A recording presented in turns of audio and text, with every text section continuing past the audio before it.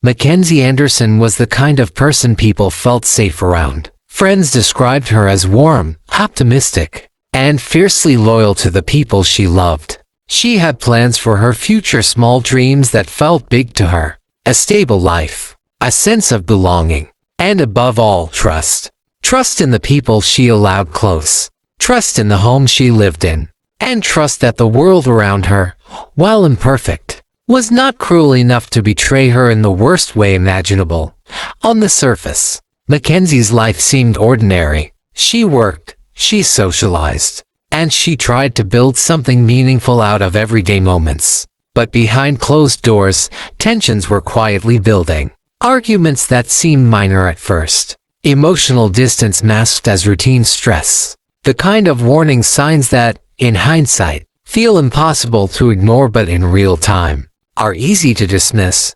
The night everything changed began like any other. No alarms, no frantic calls for help, no indication that this would be the final chapter of Mackenzie's life. Inside the apartment, however, a violent storm was about to erupt. What happened next was not a crime of impulse, it was prolonged, brutal, and deeply personal. When police later entered the scene, they were confronted with a level of violence that even seasoned investigators struggled to process. Mackenzie Anderson had been stabbed 78 times. The number alone was shocking, but it was what that number represented that truly disturbed everyone involved. This was not an act meant only to kill. It was an act driven by rage, control, and something far darker. As detectives began piecing together Mackenzie's final hours, one question dominated the investigation. Who could do this to someone who trusted them? The answer would soon unravel, a story of manipulation,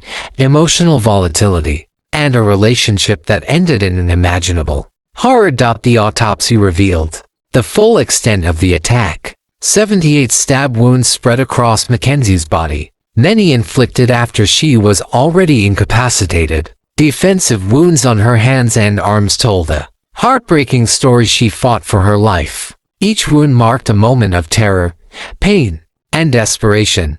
Investigators immediately ruled out a random intruder. There were no signs of forced entry. Nothing appeared stolen. The crime scene suggested familiarity. Someone Mackenzie knew. Someone she allowed inside her personal space. Attention quickly turned to the person closest to her at the time.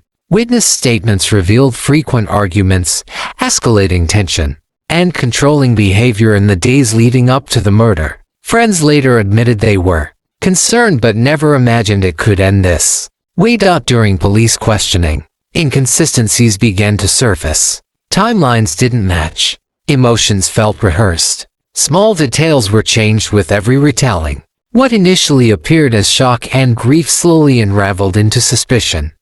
Forensic evidence painted an even darker picture. Blood pattern analysis showed the attack moved through different areas of the apartment, indicating Mackenzie tried to escape. The weapon was used repeatedly, relentlessly, long after any threat had ended. This was not self-defense. This was overkill. As pressure mounted, the truth began to crack through the lies. The motive was not money, not jealousy alone. It was about control, the loss of it, and the explosive rage that followed. When the suspect finally broke, the confession confirmed what investigators already feared. This murder was intentional, sustained, and fueled by uncontrollable anger.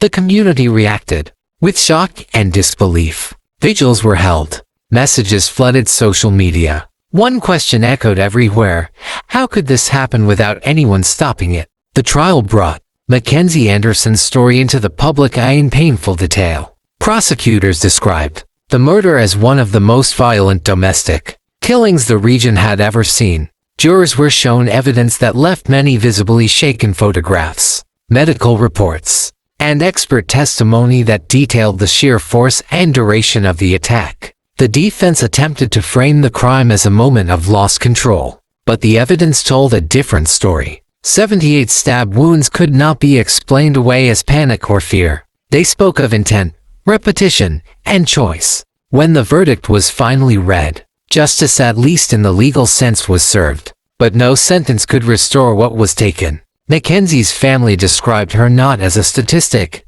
not as a headline, but as a daughter, a friend, and a human being whose life mattered. In the aftermath, her case became a grim reminder of how quickly domestic tension can escalate into fatal violence. Experts pointed to warning signs that are often ignored: emotional manipulation, escalating arguments, and isolation from loved ones. Mackenzie Anderson's story is not just about how she died. It is about how she lived, about the trust she gave, and the betrayal that ended her life. Her name now stands as a reminder of the importance of recognizing danger early, listening when someone says they are afraid, and never dismissing violence as just another argument. This was the 78th stab murder of Mackenzie Anderson, a tragedy that shocked investigators, devastated a family, and left a permanent scar on everyone who learned her story. And while justice was delivered in court, the real responsibility lies with all of us to notice, to speak up, and to ensure that stories like Mackenzie's are never repeated.